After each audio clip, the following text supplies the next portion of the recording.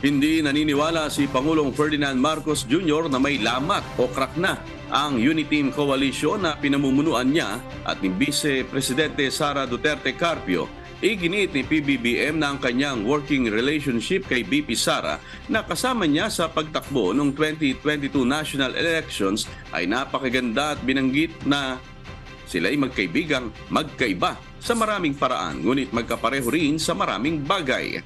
Dagdag pa ni Pangulong Marcos, wala niya siyang masabi kundi puro maganda tungkol sa kanyang profesional na antas at trabaho nito sa Department of Education. Kumpiyansa rin ang Pangulo sa mas lumalakas at lumalaki pang samahan ng Uniteam. Para sa kanya, ang mga nagpapakalat ng usapin tungkol sa impeachment para mapalis sa pwesto si VP Sara ay parehong mga individual din na nagpapakalat ng issue para gibain ang Uniteam. Pakinggan natin ang pahayag ni Pangulong Ferdinand Marcos Jr. I don't think so.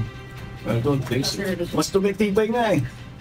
Dumadami yung pumupunta sa lakas, dumadami yung pupunta sa PFP. We are consolidating the Uniteam. It's actually become bigger and stronger than it was before. So, ayan, wishful thinking. These are the same people that talk about impeachment. They are also the same people that, wala na, nagbaklas-baklas na yung Uniteam. Totoo yun. Tignan na lang ninyo mga political developments in the past few months.